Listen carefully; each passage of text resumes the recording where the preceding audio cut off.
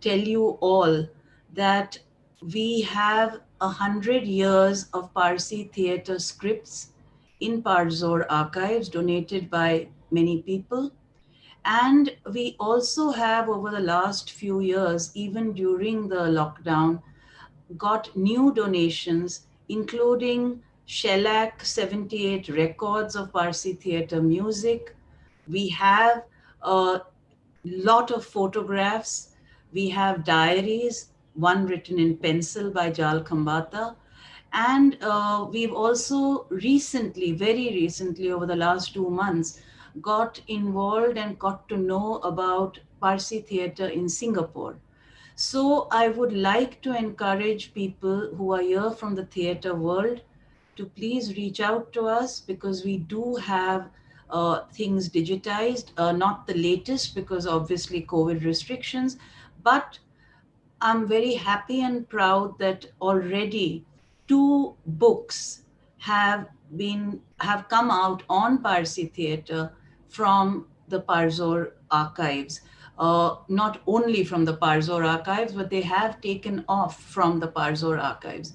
I want to emphasize that we share freely, completely with all researchers, and you only have to acknowledge Parzor. So please do come and get in touch with us at parzorfoundation@gmail.com and get in touch with us so that we can welcome you to explore this very, very interesting field. With that, may I welcome our speaker for the evening, Dr. Rashna Nicholson.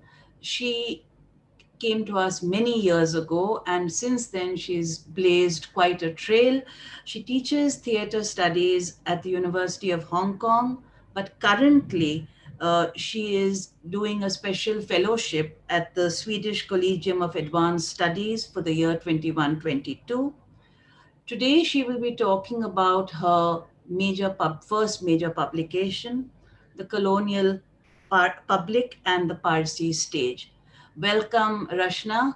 We look forward to hearing you, and I hope everybody will have lots of questions to ask you as well.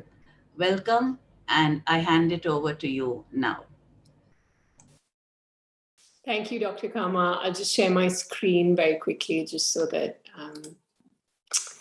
you can see my slides. Okay. I just want to begin by saying that by acknowledging the debt that I owe to Dr. Kama and to the Parzor Institute. Like Dr. Kama said, there are approximately 100 theatre scripts that are currently housed at the Parzor Institute that I have referred to for my work and that I will be referring to for my future work. So it's a significant repository for Parsi theatre. Now, in order for me to tell you a little bit about what the book is about, I need to say something about what the book is not about. And in order for me to do that, I need to tell you a little bit about how this whole thing that took 12 years came to be. It was 12 years ago, I was doing something very, very far removed from colonial South Asian history. I was rolling around workshop floors in Brussels and Copenhagen, studying Buto and watching Robert Lepage and Robert Wilson and Orisa Hirata in the theater. I was learning to be a practitioner. But then, life-changing moments happen. And one such moment was perusing books at the University of Copenhagen Theatre Library and chancing upon something called The Parsi Theatre, Its Origins and Development by Somnath Gupta, translated by Catherine Hansen, which detailed this thing called the Parsi Theatre that originated in Bombay, but that was the predecessor of Bollywood, and that was also the precursor of proscenium-based theatre in places like Indonesia and Java and Burma. It was something that I had never heard of before, and I was fascinated and intrigued, but I was also frustrated because the book lacked certain historical details. And when I did a little bit more digging into other secondary sources on the Parsi theatre, I was surprised that this 100-year-old phenomenon, actually there were very few historical details on this hugely important cultural phenomenon in global theatre history. So nobody really knew who the first star actors and playwrights were, and which troops exactly they belong to, which genre came after which, how the theatre exactly evolved, which troops came when they moved from Bombay to Hyderabad and then Delhi and Madras, and then subsequently Burma and Singapore and Indonesia. And so I sort of, one of the reasons, I guess, I embarked on a PhD essentially for all the wrong reasons. You're supposed to embark on a PhD because you're interested in developing an academic career. And that was not what I was interested in doing at the time. It was just the easiest route for me to have the time to unearth a corpus of primary sources and then put them into a coherent narrative. So like I said, the fundamental aim of the project from the very beginning has been to, in a sense, let the sources speak for themselves. And this objective was very much facilitated by my PhD at the University of Munich in a theatre studies department. Not being in a South Asian studies department had its advantages and disadvantages. The disadvantage being that I didn't have someone telling me what critical literature I needed to read. But the big advantage was that I had professors telling me, after I had read 100 years worth of theatre scripts in Gujarati and Urdu, that I needed to go back to the archive and do the manual task of turning page after page of 100 years worth of Gujarati newspapers, so the Ras Guftar and Jami Jamshed and the Bombay Samachar. And so I learned of, what you would learn in a conventional South Asian studies context, say on the Indian Mutiny or the Indian Rebellion in sort of a seminar. I learned from the 1857 issue of the Ras Guftar, or what a South Asian historian would learn of the share crash of 1865 from an article in Modern Asian Studies. I learned off from the Ras Guftar. So that process was quite sort of, I think, pivotal. If I can show you an example. This is an example of the Ras Guftar, in terms of sort of getting a bottom-up view of how the theatre, but also the social history of the Parsi of the Parsi community developed.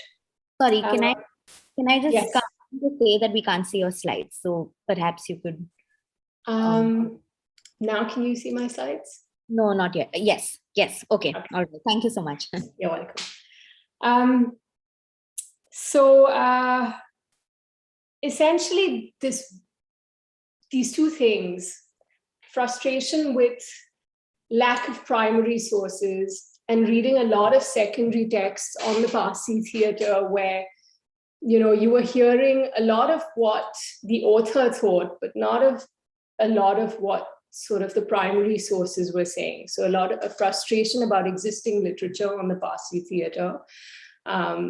The existing literature being all about audience reception and acting style, that sort of collapsed 100-year historical time frame. So that frustration about the secondary sources, combined with sort of the German PhD process that heavily emphasizes looking at primary sources, prompted this very elaborate, long and complex discursive exercise or rhetorical practice, thought experiment, for lack of another word, in which through my writing, basically, I try to destroy my own voice.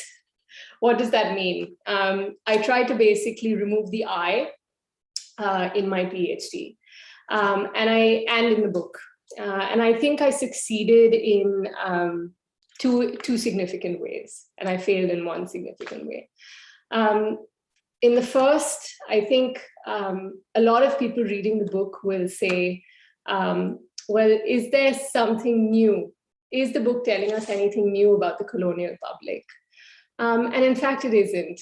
It isn't making any new claims. It is sort of, one could easily say that it's sort of drawing on existing understandings of the colonial public in the Indian public sphere, in the book. So a lot of the claims that the book makes about the fractured nature of the Indian public, how it's divided according to caste, class, language, how it's divided into official and elite culture and popular culture, but also how the public sphere is imbricated in violence in profound and elaborate ways. All of those claims have been made before. So in that sense, I think the book sort of succeeds in sort of destroying my own voice. It's very much making claims that have been made before. But there's also a more interesting way in which the book doesn't allow the eye, or doesn't allow for my own political and ideological opinions to sort of shine through, which is through the sources. I think readers can easily look at the book in a number of ways and in contrasting ways. They can look at the book as a history of anti-colonialism. I've heard that a number of times before. They can also look at the book as the opposite, a history of a community that's pro-colonial. They can look, some lazy readings can look at it as sort of a critique of social reform. Others can look at it as an unequivocal sort of glorification of the Parsis and their role in the Indian cultural past.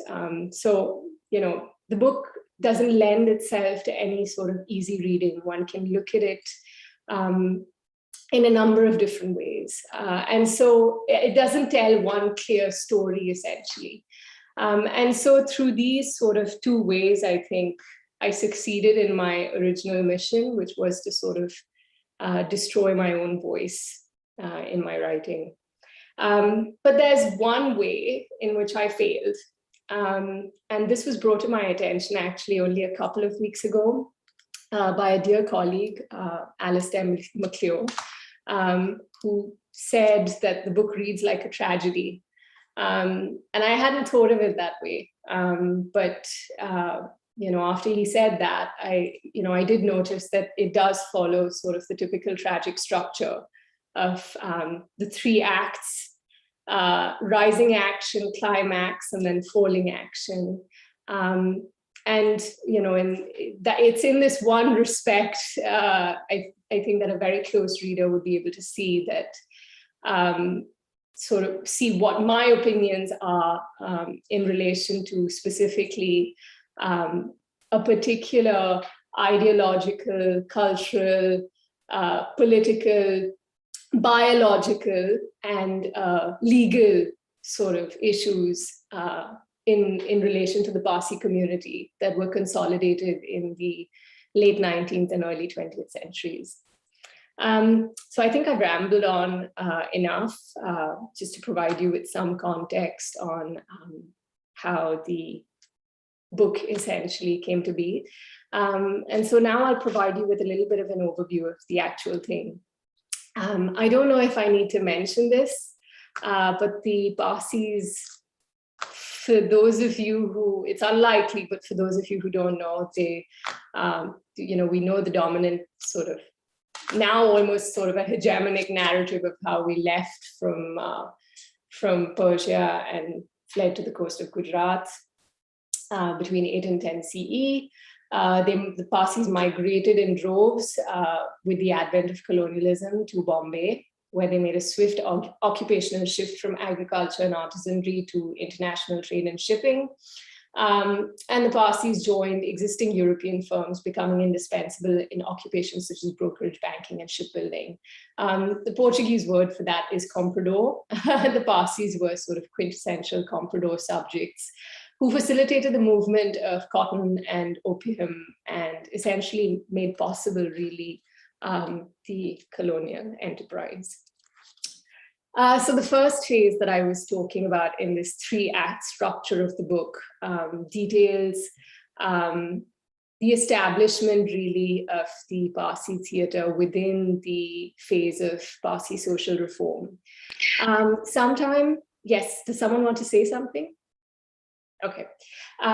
Sometime during the early 19th century, the Bombay Samachar was established, which was initially created just to deliver market rates faster than government postage. So it was very much part of the Parsi's commercial operations. That was what the newspaper was meant for.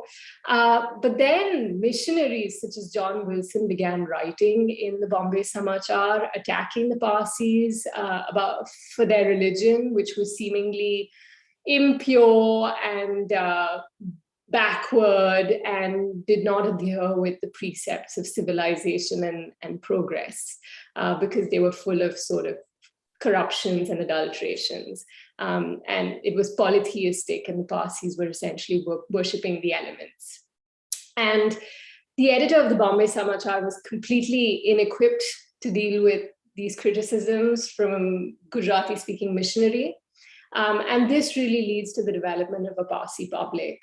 Shortly after Wilson's criticisms, you have the birth of numerous other Gujarati newspapers, such as the Chabuk, that lambasted essentially the Parsi satyrs, the merchant princes of Bombay, but also priests for not knowing enough about the Zoroastrian religion. This leads to sort of the Parsi social reform movement. So by the 1855, the vernacular press comprised 10 Gujarati, 3 Marathi, 1 Hindustani, and 1 Farsi newspaper. And along with newspapers, you had organizations such as the Society for the Diffusion of Knowledge, where lectures were regularly held for the public, often at the Framji Kawasji Institute in Bombay, on themes such as superstitions, the evils of dowry and gambling and opium, which seems kind of paradoxical. How indigenous teachers did not know how to teach students properly, the need for proper headgear during the monsoons. All of this was debated in the lectures of the Society for the Diffusion of Knowledge, but also in the front page articles of the Rast Goftar. Similarly, the Religious Reform Association castigated priests for their inadequate knowledge along Western lines of Zoroastrianism. And the Bombay Association, as we know, was the first indigenous political association in Western India that Dadabhai Naoroji spearheaded. So all of these sort of organizations and journals were part of the same elaborate social apparatus for the reform of Parsi society. The Parsi theatre was also very much part of this process. So on Saturday, 29th October, 1853, a Parsi theatrical committee comprising of a number of reformists announced the performance at the Grant Road Theatre of Rustam, Zabuli and Sohrab and the local farce, Dhanji Garak. Both plays are quite interesting. Rustam, Zabuli and Sohrab, because it provided the first, I would say, demythologized or de-allegoricized version of the ancient Zoroastrian past. And Dhanji Garak, because it was essentially a farce that detailed the foibles of an evil businessman in Bombay, who was based after a real character. And the farce essentially shows how that evil watchmaker called Dhanji, who steals his patron's watches, is brought to sort of the right road. And other farces, such as Bejan Surti, Deshi Pantujio, Bal Viva, essentially did what Dhanji Garak did. They acted as an extra legal apparatus for sort of the for reforming Parsi society. So these farces detail things such as the evils of child marriage, stupid teachers who couldn't teach maths properly, child marriage, and so on and so forth. Themes that were elaborated in the Parsi press. So from the very beginning, the Parsi theatre functioned as part of a larger disciplinary network for the reformation of Parsi society, comprising the school, press, and courtroom. So very Foucauldian in that respect, I would say. So understandably, when you have so much radical change that is taking place in the span of a few decades, there will be opposition. And so the paradox is that the Parsi social reform movement leads also to the development of a Parsi orthodoxy. And so shortly after, the Parsi theatre especially was very much the target of traditionalist attacks. So shortly after this one particular play called Nadarshana Lagan, which detailed, again, the evils of child marriage and dowry, traditionalists through the Jame Jamshed immediately attacked the Parsi theatre, saying that they were providing an unequivocally deceitful portrayal and false portrayal of the community before an audience of outsiders comprising Englishmen. And so the reformists needed to do something to justify the Parsi theatre and to bolster the position of Parsi theatre in Parsi society. And so these criticisms resulted in 4 social transformations in the theatre. In the first instance, and this is especially related to the Indian Rebellion of 1857, the theatre became a sign of colonial loyalty. In the second instance, it became a site for the modernization and emancipation of Indian women through Shakespeare. In the third, it became a marker of self-prestige and self-representation, especially with the sort of boom in cotton boom in the early 1860s. And then finally, it became a locus for disciplining the communal body after the share crash of 1865. I'll detail these 4 phases in brief. So shortly before the Indian Rebellion of 1857, Shakespeare makes sort of its advent on the Parsi stage with the Taming of the Shrew on the 23rd of March, 1857. And Shakespeare, as again, other scholars have sort of described, such as Gauri Vishwanathan, functioned as a kind of stamp of colonial loyalty, essentially. It was a way of demonstrating a kind of loyalty towards the British. But Shakespeare also served another more critical purpose, and that is that it facilitated the entry of women into public spaces. So the first Parsi play that was performed solely for Parsi women was, quite ironically, The Taming of the Shrew, which was performed by the Old Parsi Theatrical Company. And so the conception of rational, moral, pedagogic amusement facilitates not only the acceptance of the Parsi theatre by the traditionalists, increasingly, but it also sanctioned the entry of women into public spaces, something that was initially quite heavily contested. As sort of, we know, in Manikji Karsechi, the book details how Manikji Karsechi, for example, was attacked by traditionalist Parsi plays, in fact, for his mixed gatherings of Parsi men and women. So with the American Civil War, Bombay's cotton exports soared in the early 1860s. And this was the period of rapid expansion in Bombay. You had the breaking down of the walls of the fort, new buildings coming up, such as the University of Bombay, Flora Fountain. All of the architectural embellishments that we see in South Bombay today we owe them to the largest, basically, of the speculators of the early 1860s. And so the merchant princes of Bombay, who were earning colossal amounts of wealth during this time, they sought to court prestige through the theatre, especially, in consideration of reformist advances in the press and schools and law courts. And so they would sort of request Parsi theatre managers to sing songs for their benefit. Sometimes you would have drop scenes with Jamsetji Gigi Boy's bust at the back. So this became an elaborate way for the Parsi mercantile class to sort of represent themselves in a positive light. But in mid-March 1865, which isn't very long, share prices begin to drop because of the end of the American Civil War. and there's a huge, massive share crash, which some of you may be aware of through sort of stories from your ancestors. But this share crash essentially results in the devastation of the Parsi Sethya or merchant class. Hundreds of hugely wealthy millionaires, the millionaires of Bombay, were sort of brought to ruin. But what you also have is a kind of devastation of the movement of social reform.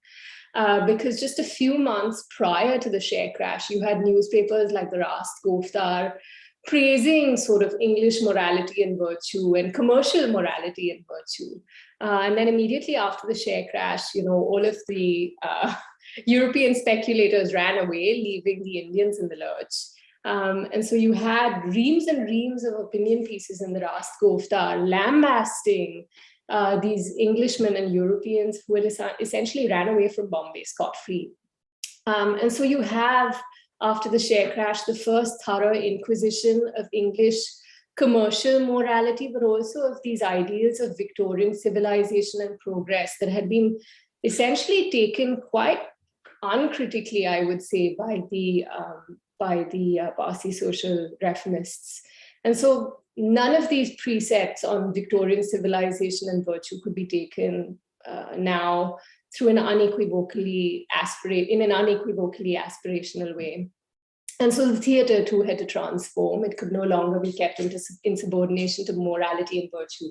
You couldn't have farces any longer detailing stupid indigenous teachers who didn't know how to teach maths properly, or priests who didn't know their prayers by heart, because in light of sort of these Englishmen, these people started to look actually quite moral.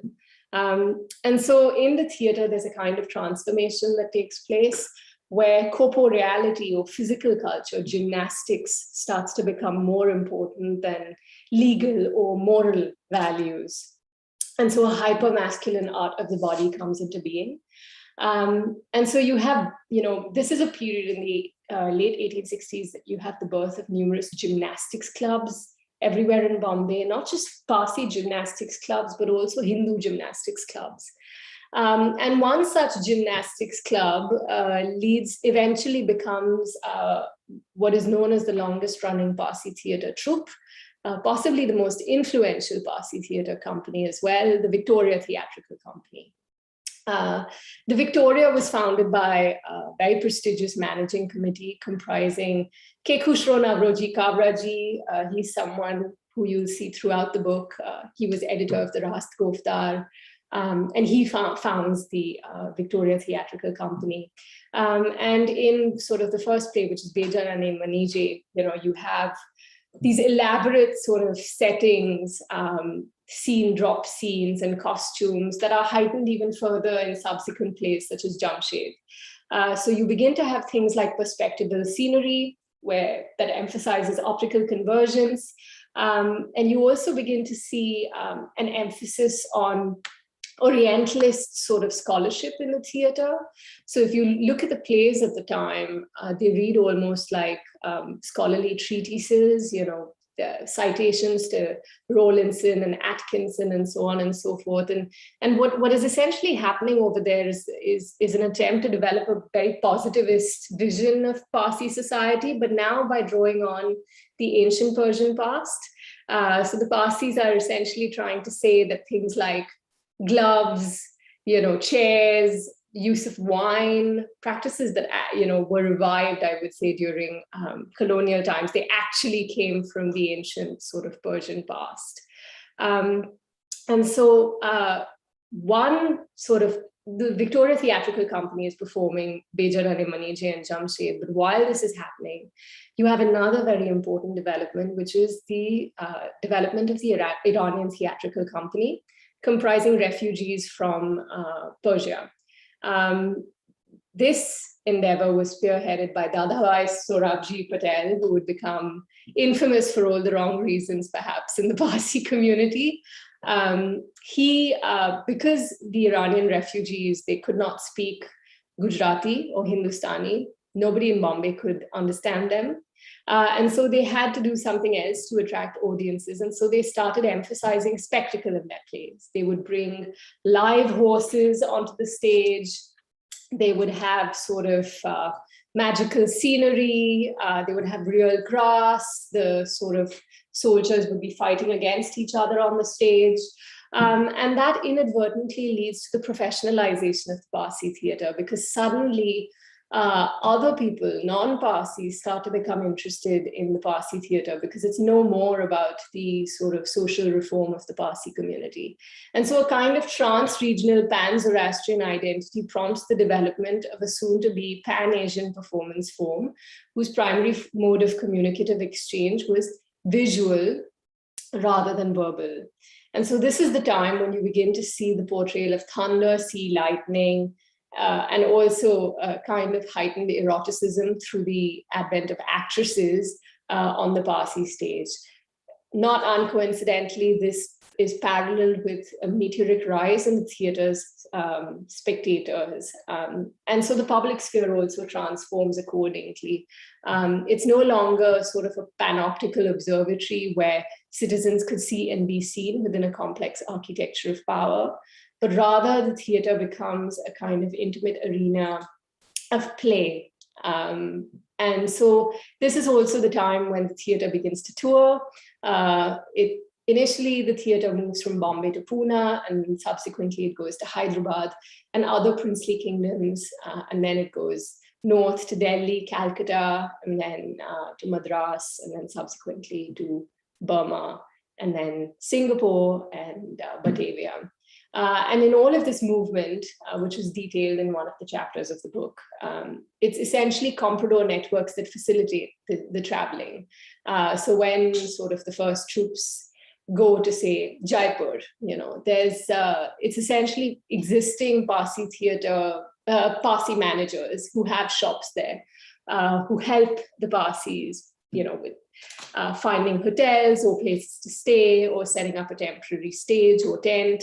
And so the argument in the book really is that the Parsi theater couldn't move, or would not have been able to be mobile to the extent that it was without the existing comprador networks that had been established many, many decades earlier in sort of the different parts of the Indian subcontinent and Southeast Asia and East Asia.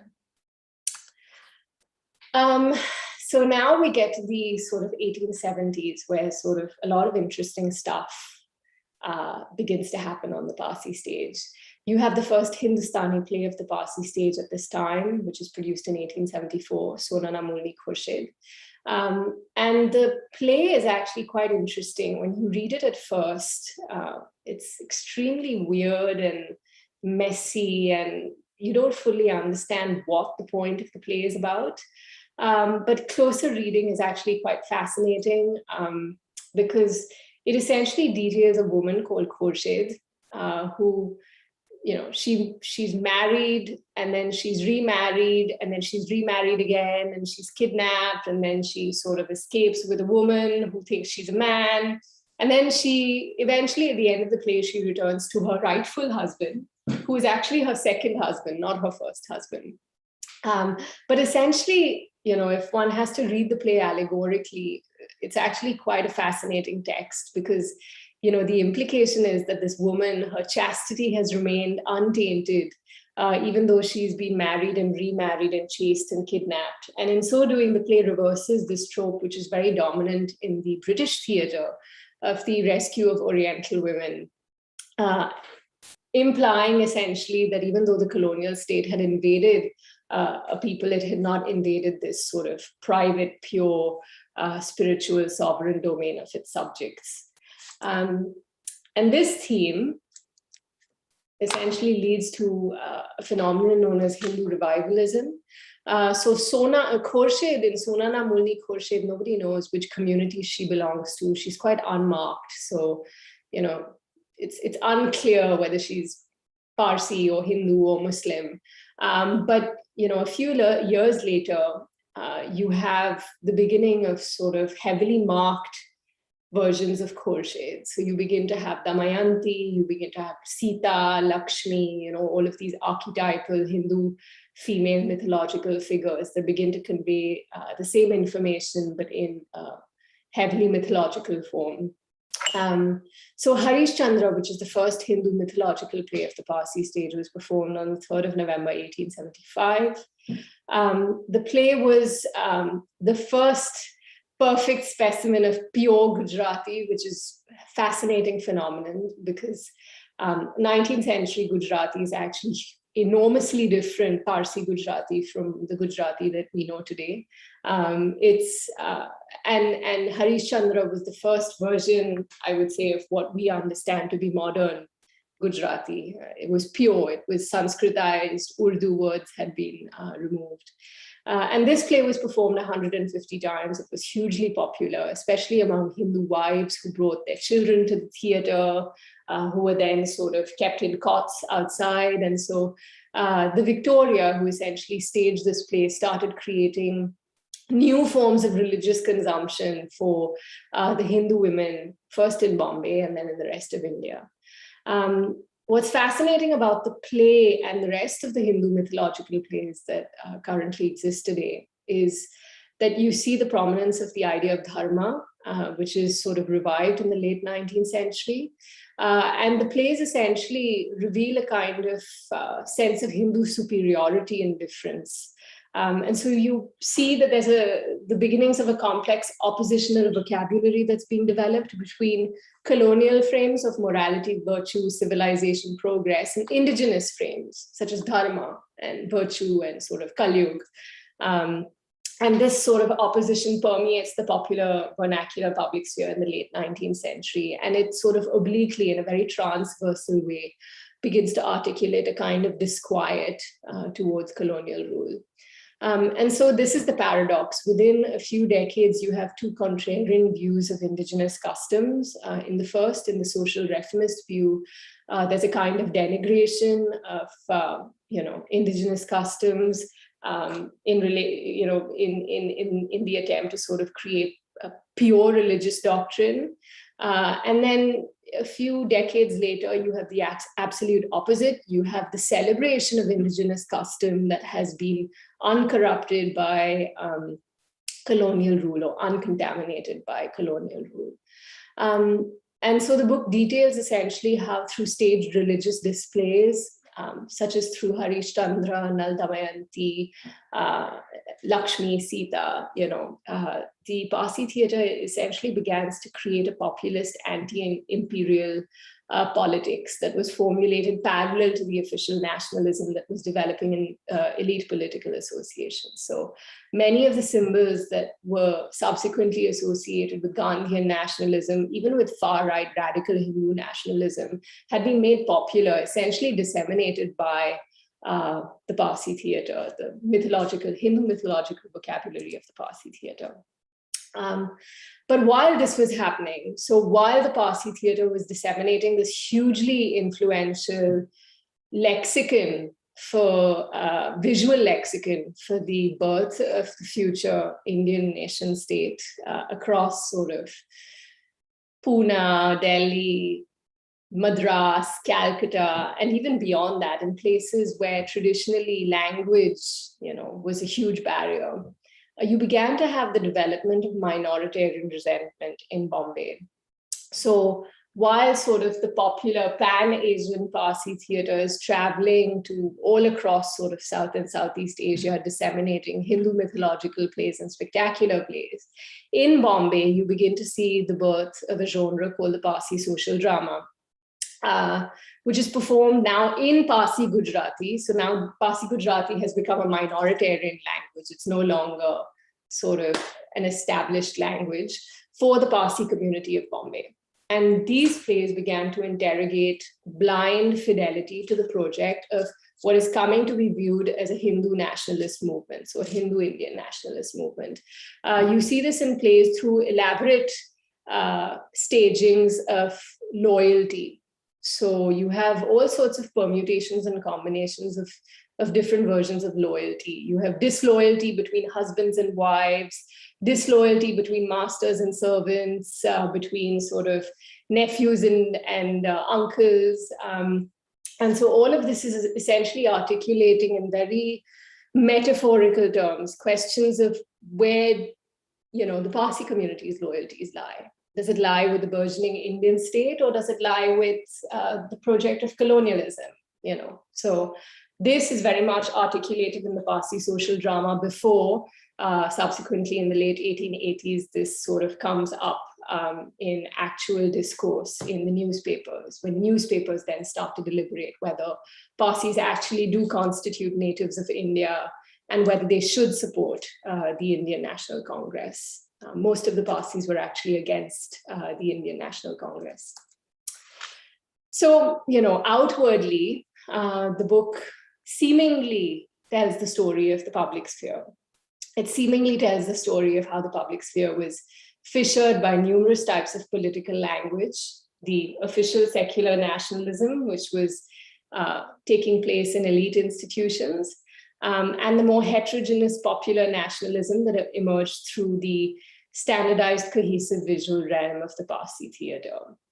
The Parsi theater essentially creates sort of a common visual language among the different communities of India for the birth of Indian nationalism. But it also tells another story, and it tells the story of the relationship, the very fraught relationship between the Parsis and the theater. And finally, in the end, it's sort of the book ends with detailing many, many issues that I would say are unresolved today on racial identity, on the Parsis' place in Indian society, on nationalism and colonialism, and fundamentally who the Parsis are, legally, culturally, socially, politically, biologically, ideologically. So this, in sum, is a short summary of the book, and I'm happy to take any questions that you may have. Thank you so much, Rashna. I'm sure there are questions, so I'll leave the floor open.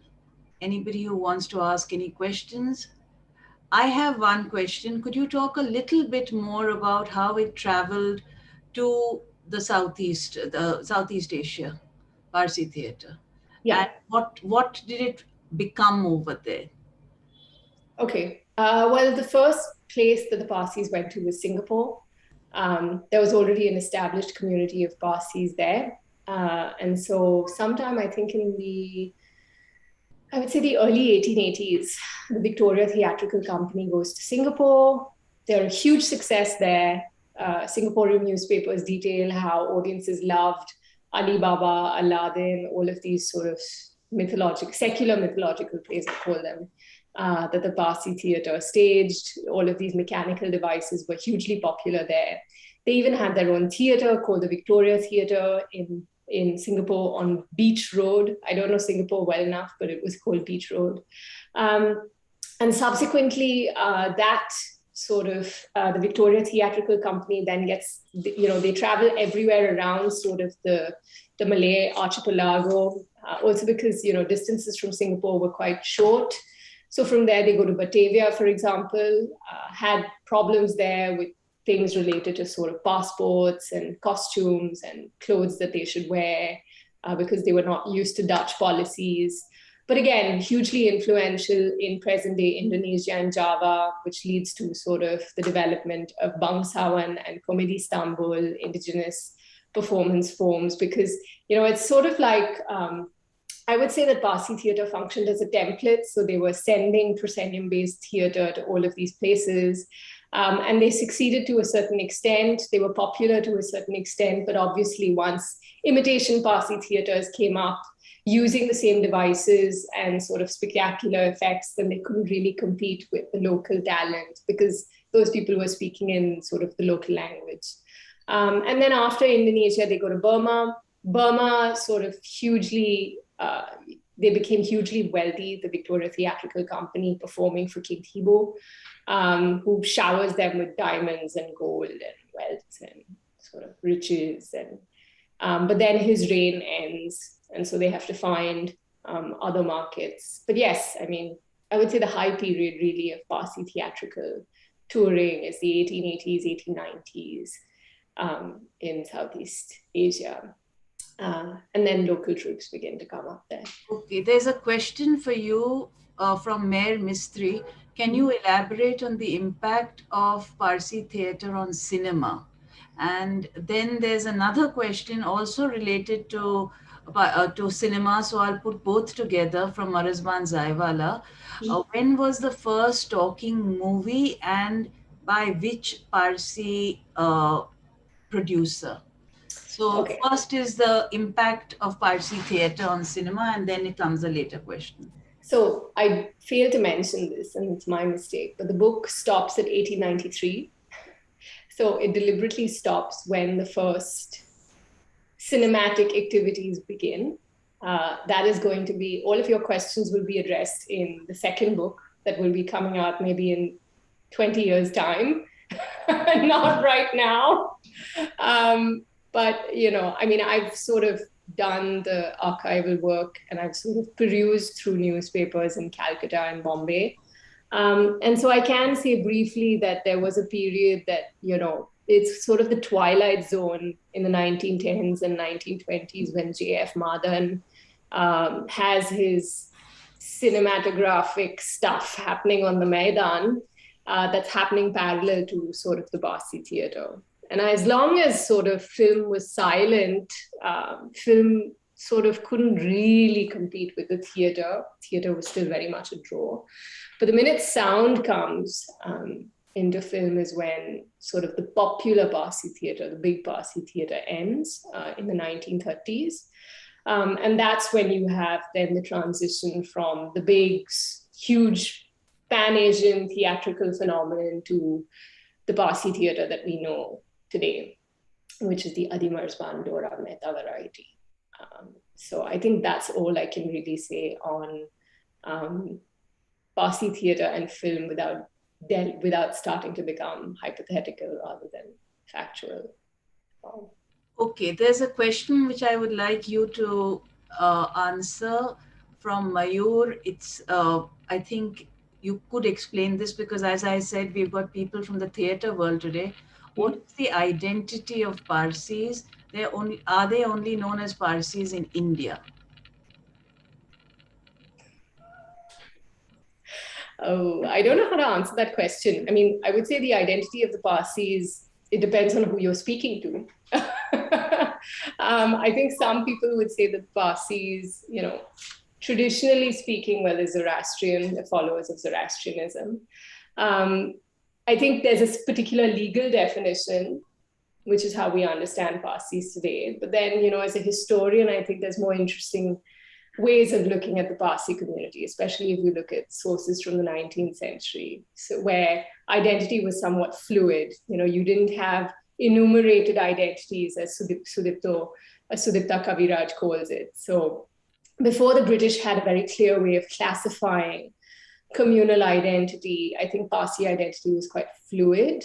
There wasn't a real sense of who was inside and outside. There were cases in which sort of there was deliberation, especially in the press in the 1880s, on who sort of constituted a Parsi. And at that time, you know, even if sort of a girl child had, you know, had sort of a female Parsi mother and a male Parsi father, there was some fluidity there. It was nothing was set in stone. So I think there were some navjots that happened in the 1880s of the Gandevia families that were traditionally not considered. They wouldn't be considered, I think, today Parsis. So I think, you know, let's say that in the 19th century, the category of the Parsi was fluid. But I think today, there's a somewhat different understanding of the Parsis than what there was in the 19th century. Okay, basically, I also would like to explain to Mayur that the Parsis are by religion the followers of Zarathustra or Zoroastrianism, and In Iran, they're called Zatushtis. In the diaspora, they're called Zoroastrians. And in India, because we came from an area of southern Iran called Fars, or it was pronounced as Pars by the people of India, we came to be known as the Parsis. And of course, from the Achaemenian inscriptions onwards, you have the Rais, etc., saying, "I am a Parsi." Parsi basically meant Persian, of Persian origin and Zoroastrian religion. So today, yes, the Parsis are ethnically seen as a sort of a subcaste. They were seen as a subcaste by the British, and that is how it became the Parsis versus the Zoroastrians outside. There's another question for you by Arvind Pandey, please. Can you talk a little bit about the acting style of Parsi theatre? Okay. So this is the stuff that actually I sort of didn't want to write about in the book, because a lot has already been written about it. Scholars such as Anuradha Kapoor have written extensively on sort of the acting styles of the Parsi theatre, especially because that's what she does. The NSD actively tries to revive Parsi theatre acting styles. But we know that it was heavily influenced by Victorian acting styles. So we know that sort of the Victorian Henry Irving based elaborate sort of declamatory acting style was sort of adopted by the Parsi stage. So I would say 19th century British theatre was very similar to sort of what was taking place on the Parsi theatre stage. Plus, of course, you had the influence, having said that, of sort of indigenous performance forms, the Nautanki, Ghazal, sort of the whole tradition of sort of what the British used to call Nach girls, all of that sort of was heavily influenced the Parsi stage. So Okay, I would say it's this hybrid combination of the two. I'm glad you raised the idea of Nautanki, because there's a question from Svetlana from Russia. Thank you, very interesting. My question is about the music used in Parsi theatre. Could you please elaborate who played what kind of instruments, and what about the usage of dance in this theatre? And I'll give you the second question also, so I don't keep interrupting. There's another question from Mayor Mistry. Can you talk more about the entry of women performers in Parsi theatre? Yeah. Yeah. So again, because I couldn't fit everything in the book, I've written another article on music in sort of the Parsi theatre and sort of how music made an entry on the Parsi stage. In the beginning, it's important to note that Parsi plays were not just called Parsi Natak, they were also called Parsi opera. And it also shows how sort of the musical influences of the Parsi theatre were widely varied, just like the repertoire. So you had influences not just from sort of Ghazal, Nautanki, sort of, again, indigenous musical traditions, but also touring European opera companies and minstrel companies. So, the entertainment landscape of the 19th century was hugely eclectic. And all of those things sort of fed into Parsi theatrical repertoire. So you find, especially, for example, in the Parsi social drama, references to English music melodies. But, in things like the secular mythological plays, Ali Baba, Sinbad, Aladdin, you would find, of course, the sort of whole legacy, very important legacy of the whole Gharana, classical Indian sort of theatrical influence, musical influence.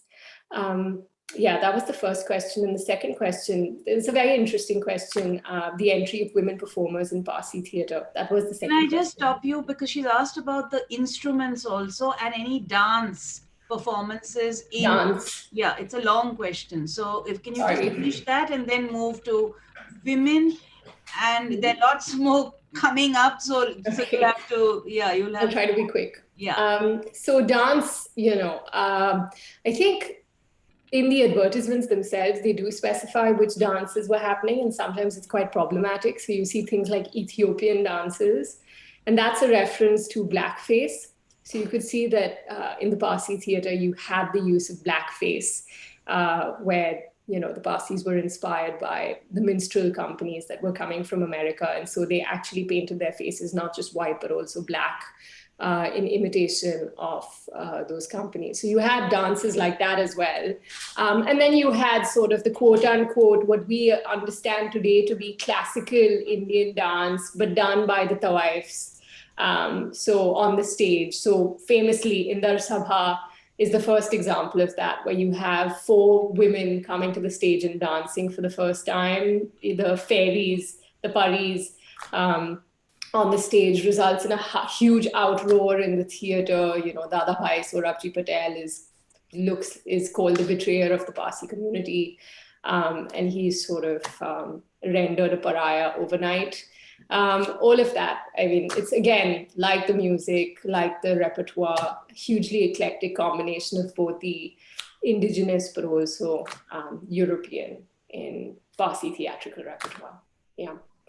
So there are 2 questions. One is about the entry of women performances, and then from Heta Pandit, was Parsi theatre influenced by the Marathi Nathya Sangeet? Yeah. So the first question, like I said, it's really interesting, especially when you're looking at the Parsi newspapers, the Rast Koftar, and then subsequently the Jame. Because this was a hugely contested phenomenon, the entry of women, not just as audience members, but also as performers. So initially, when you had the fairies on the stage, in the 1870s, they were always, quote unquote, the Parsi press called them the Nach girls, and they had even worse terms for them. Very sort of, the Reformist press was hugely against the phenomenon. Kabraji talks about how it's, the ultimate mark of the demise of the Parsi theatre and the corruption of the Parsi theatre and the corruption of Parsi society. There's all sorts of stories about how then Parsi men would try to abscond with these actresses, and how these actresses were kidnapped and then eloped, or how they eloped, and so on and so forth. So it resulted in a lot of quote unquote corruption, according to the press, in Indian society, that, as we know today, is complete nonsense. But more interesting is the question of Parsi actresses. In the 1880s, there was some rumors that Parsi actresses would sort of be employed on the Parsi stage, and immediately there's uproar in the press.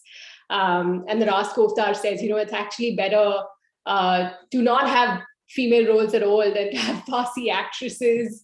That'll never happen. We're fine, with Muslim actresses, Hindu actresses, but they cannot be Parsi actresses. And that's, again, sort of that sort of whole thing parallels also the advent of racial thinking in Western India. So that's the time when you have the beginning of Darwinism and discussions in the press on pure and impure blood and all of this other stuff. So questions about Parsi women on stage and this whole discourse on what a Parsi is happening simultaneously. So it's sort of just fascinating reading in general.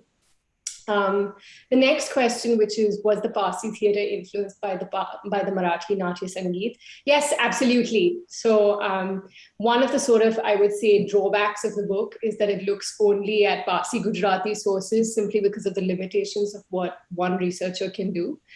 So I decided quite consciously that the book would look at sort of primary sources written in sort of Gujarati newspapers, so or Gujarati or Urdu plays.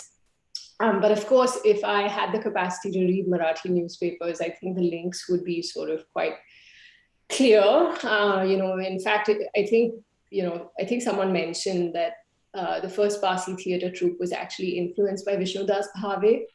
So I think just like the Parsi theatre was influenced by traveling European theatre companies, I think Marathi theatre was as much of an influence, if not more. Yeah. There's one new question, just a second. Did they ever experiment with men playing female roles? You've got lots of stories on that. Come on. So that was standard practice. So men would always play female roles. It was the aberration of female played female roles. Females were not supposed to be seen on stage if the Parsi theatre company was respectable. But that's why, I mean, that actually weirdly leads to the development of actresses on stage, because again, in the 1880s, you have this phenomenon where it's homosexuality, essentially. You know, you had men getting attracted to the men that were acting on stage. And so the press notices this and starts to talk about how these evil sort of feelings are being propagated by the theater, where men get abnormally attracted to men. And so they were using this to justify actresses being brought onto the stage. But then there's also a lot of literature in the European context, actually, about how this period, the 1880s, 1890s, was marked by the beginning, like I said, of racial discourse and a discourse of the emasculation of men because of the influences of urban life. And all of this is also in the Gujarati press. And so one theory is that, you know, there's an increasing emasculation of men. And so the men playing men is actually furthering this emasculation of men. You know, it's like Indian men have become emasculated, weak, Parsi men too. And that also led to sort of increased calls for actresses in the late 19th century. There's one more question, and I think we'll have time for just this one. Please talk about Parsi magicians and stage performances. I don't know anything about Parsi magicians, I'm sorry.